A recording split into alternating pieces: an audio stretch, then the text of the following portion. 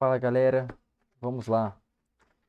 Próximo livro é o livro de Jó, livro da Bíblia, um livro muito importante aí. Ah, tem que ser essa Bíblia. O meu espírito ia falar, professor, tem que ser essa Bíblia, mas eu não tô dando aula aqui, né? Tem que ser essa Bíblia? Não, qualquer Bíblia, qualquer uma. Tem outra aqui, não ao meu alcance. Tem outra aqui. Pode ser uma outra tradução. Qualquer Bíblia. O livro de Jó. Sobre o que fala o livro de Jó? Se você nunca ouviu falar, é uma ótima história pra você saber. Jó era um cara que ele era um cara justo, um cara muito piedoso e ele era, de certa maneira, rico. Tinha muitas posses, muita família numerosa, não sei o que, muitos cabeça de gado, resumindo, né? E aí, o que acontece? No mundo, fora do mundo da terra, no mundo natural, existe um mundo espiritual e no mundo espiritual, Satanás, Satã, ele pede para Deus, na verdade ele fala o seguinte, ele fala, Deus, tá vendo esse servo seu aí, esse servo Jó, que você gosta tanto dele? Ele tanto te louva pelas coisas. Ele só te louva porque você dá tudo pra ele. Se eu tirar tudo dele, você vê que ele vai mudar de time. Basicamente é isso. E aí Deus fala, tá bom, então vai lá, pode tirar tudo de Jó, menos a vida dele. E aí o Jó, o pobre do Jó, que não tinha nada a ver com a parada, ele começa a perder tudo, tudo. Ele perde, primeiro morre não sei o que, depois morre os filhos, depois ele fica com as perebas, umas coceiras lá. Enfim, o Jó só se lasca. Quando começa a acontecer essas coisas, a postura do Jó é qual? É falar, Deus me deu, Deus tirou, bendito seja o nome de Deus. Só que, com o passar do tempo, você vê que o Jó, ele vai ficando puto, né? Na verdade, ele não fica satisfeito com isso, não. E essa temática do livro de Jó é a temática daquela famosa pergunta, né? Por que coisas ruins acontecem a pessoas boas? Ou por que que existe o sofrimento no mundo, né? E sobre o livro de Jó existe uma seguinte análise. Bom, o tema central é que existe alguma coisa além desse mundo. Além do mundo de Jó que estava sofrendo, alguma coisa tem por trás. O ponto central não é entender por que que Jó estava sofrendo. O Jó, ele, ele e os amigos dele vão discutir, já vou falar disso. Vão discutir por que que ele estava sofrendo. Mas a temática não é essa, não é você entender por que que ele sofre, mas entender que existe alguma coisa por trás, além desse mundo, né? Que faria o Jó, o pobre do Jó, sofrer nessa circunstância. Enfim, então o Jó ele começa lá a sofrer, aí a esposa dele dá um pitaco pra ele e fala: E aí, tu vai continuar louvando a Deus? Tal, tá só se lascando aí, perdendo tudo.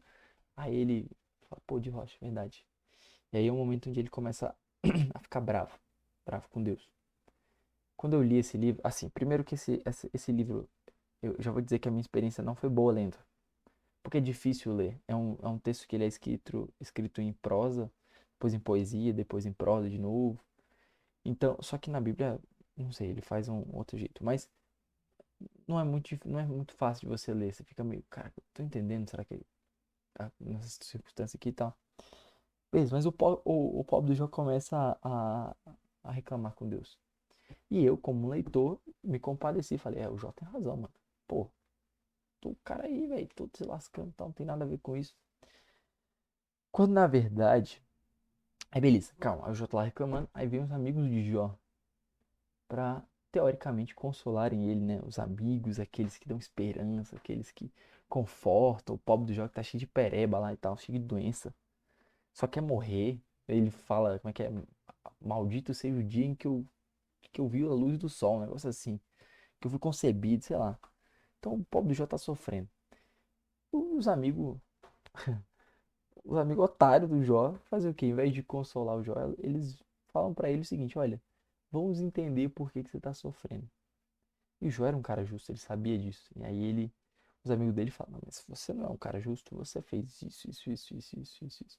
Não, mas você não fez isso. E eles tentam ir por A mais B dizendo que Jó não era justo. E depois dizer que Jó estava errado de estar reclamando.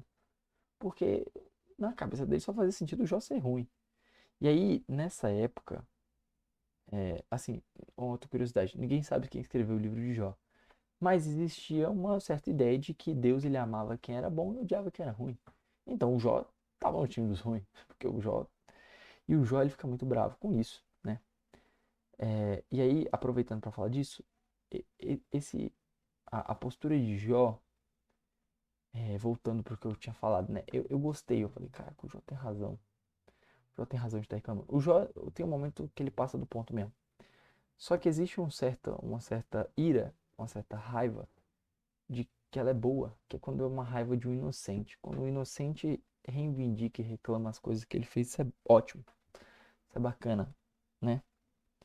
É... Mas enfim. Então, ó, o Jó, ele fez, sofreu, tal, não sei o que, não sei o que, não sei o que, não sei o que. E no final, Deus devolveu tudo pra ele, tal, não sei o que, e mostrou o sentido da parada. Mas resumindo, eu vi uma análise que explicava um pouco da história do livro de Jó. A história do livro de Jó é a seguinte. Imagina que tem uma peça de teatro que dura 3 bilhões de anos. Pô, bastante coisa. E aí o Jó foi convidado para participar 15 segundos daquela peça, que é o equivalente à vida dele nesses 3 bilhões de anos. Ele participou por 15 segundos e morre. Só que quem convidou ele para a peça falou: Jó, a sua participação é essencial. Ainda que você não entenda, você precisa muito passar por essa fase aqui, nesses 15 segundos. A peça é longa e ele não ia entender qual é o papel dele. E uma parte da peça acontece fora do palco. Você quer participar ou você quer ficar de fora? Então, o Jó, ele foi essa pessoa que foi importante, foi convidado a participar, aceitou, sofreu os 15 segundos ali, mas a participação dele foi importante. Ele poderia ele poderia não participar, talvez, mas a peça perderia o sentido dela. Então, o sofrimento do Jó, em algum grau, ele vai ser importante para a história, né? É difícil isso, né? Mas essa foi um pedaço que eu achei interessante, né? Então é isso. Resumindo a história do Jó também mais uma frase, é porque a gente não consegue conceber o quão importante é ter cabeças de gado, etc, etc, etc. Cara, o Jó é como se fosse o Elon Musk que perdeu tudo do dia pra noite e foi morar embaixo do viaduto, na Cracolândia. Você imagina que maravilha é. Você acha que você ia dar conta de fazer isso sem reclamar uma coisa? Pronto, é isso. O Jó, ele abriu a boca pra ficar puto, só que ele ficou puto com razão, entendeu? Ele passa do ponto muito pouco. Enfim, essa é a minha visão do livro de Jó. Minha experiência de leitura foi 4 de 10, porque é difícil para dedéu de ler. Se você está duvidando de mim, pega o livro, abre aí e veja. Valeu, abraço, tá na Bíblia.